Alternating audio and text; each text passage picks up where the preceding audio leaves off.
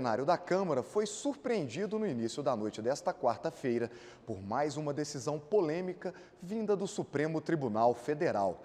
Quem tem as informações é a repórter Dini Moraes, que fala ao vivo do Salão Verde. Dini, boa noite.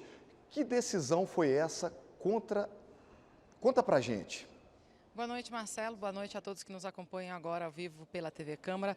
Olha, foi uma decisão de paralisar a tramitação do projeto que ficou conhecido como as 10 medidas contra a corrupção. Essa proposta agora está no Senado, mas ela já foi aprovada aqui pelo plenário da Câmara no final de novembro e foi bastante modificada em relação ao texto original que tinha sido escrito pelo Ministério Público. A decisão judicial de hoje diz que o começo da tramitação foi errado, porque o projeto chegou aqui na Câmara como de iniciativa popular, com apoio de mais de 2 milhões de assinaturas. E, ao chegar aqui, ele foi assumido por 4 deputados e virou, então, de iniciativa parlamentar, o que, segundo o ministro, então, Fux, não poderia ter acontecido. A decisão, como eu disse, é uma decisão provisória e ainda precisa ser analisada pelo plenário do Supremo Tribunal Federal. Mas ela já causou bastante polêmica aqui na Câmara. Vamos ver na reportagem. Em decisão provisória, Fux cancelou a votação respondendo a um pedido do deputado Eduardo Bolsonaro, do PSC de São Paulo, que reclamou da inclusão no texto de punição a juízes e promotores por crime de responsabilidade. No entendimento do ministro, essa alteração no texto de autoria do Ministério Público não poderia ser feita. Ele alegou que um projeto de lei de iniciativa popular não poderia ser transformado em iniciativa parlamentar. Por isso, a proposta não poderia tramitar no Senado e deveria voltar à estaca zero na Câmara. Rodrigo Maia disse no plenário que o projeto das 10 medidas contra a corrupção teve a mesma tramitação da lei da ficha limpa. A princípio, a decisão do ministro Fux, ela questiona a autoria do projeto de lei, o primeiro questionamento dele, dizendo que nós registramos como de autoria de um deputado e não de iniciativa popular. Esse é um dos motivos. E o outro, que nós incluímos matéria estranha ao texto, como se nós não pudéssemos emendar a matéria. Isso significa que, se o ministro Fux tiver razão, a lei do ficha limpa, ela também passa a não ter valor, porque ela também foi uma iniciativa popular e foi tratada da mesma forma. Então, se é verdade, se ele tem razão na liminar, significa que a lei do ficha limpa não vale mais a partir dos mesmos argumentos utilizados pelo ministro Fux. A assessoria da Câmara está analisando e infelizmente, me parece uma intromissão indevida do poder judiciário na Câmara dos Deputados. A liminar pedida pelo deputado Eduardo Bolsonaro, ela era diretamente baseada na emenda 4, aquela que trata de um tema que não fazia parte das 10 medidas originais, né? Um tema que foi introduzido, vamos dizer assim, externamente no processo.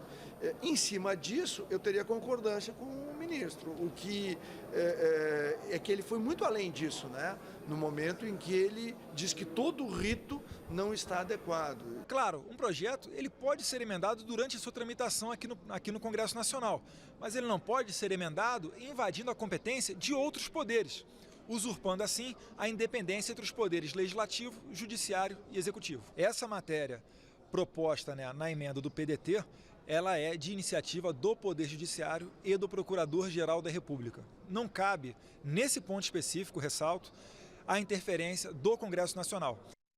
Também teve votação aqui no plenário da Câmara.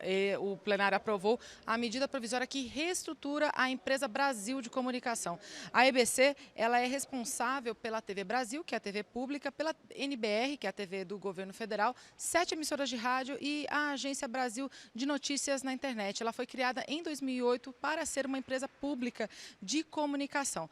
No entanto, a medida provisória ela faz algumas mudanças, 2 mudanças em especial, e elas eram bastante polêmicas. Vamos ver o começo da discussão na reportagem. A MP cria o Comitê Editorial e de Programação, que vai substituir o Conselho Curador, órgão extinto que contava com 22 representantes da sociedade civil e do governo. O comitê, ao contrário do Conselho, não terá nenhuma função administrativa. A medida provisória foi aprovada. O presidente da República comete um engano.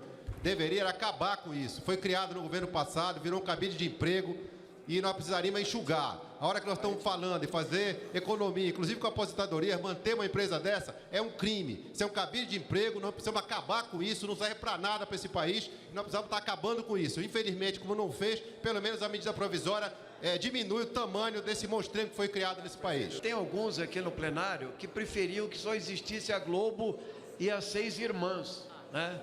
Que não existisse empresa pública de comunicação, nem estatal. Aliás, eles não seguem nem o exemplo da Inglaterra e da França. E o governo demonstrou seu autoritarismo demitindo o Ricardo Mello, o presidente da EBC, imediatamente. Eles querem nomear pela Casa Civil e não num conselho amplo em que entra, aí sim, a sociedade civil. A medida provisória também muda regras relacionadas à presidência da EBC, permitindo que o presidente da República possa demitir o presidente da EBC a qualquer momento, o que não podia acontecer antes. Antes era somente o Conselho Curador que poderia afastá-lo antes do fim do mandato de 4 anos. Isso já deu, inclusive, uma polêmica judicial este ano, quando Michel Temer assumiu a presidência da República e ele trocou a presidência da EBC. Bom, todas as tentativas de alteração na medida provisória, foram 6 tentativas de partidos para se fazer algumas mudanças no texto, elas foram derrotadas e o texto que vai agora à análise do Senado é o mesmo texto que foi aprovado, então, pela Comissão Especial de Deputados e Senadores.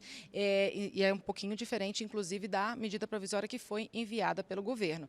Vale a gente ressaltar, Marcelo, que o andamento do plenário aqui no dia de hoje, ele dependeu muito das negociações entre os líderes partidários com o que estava acontecendo lá na Comissão de Constituição e Justiça, a CCJ, onde está sendo discutida a admissibilidade, ou seja, se a proposta de reforma da Previdência vai ser aceita aqui na Câmara ou não, se ela vai ter a tramitação aceita aqui ou não. Esses detalhes, inclusive, a gente vai ver daqui a pouco com o nosso colega, o Thiago Ramos. É com você, Thiago. É com você, Marcelo.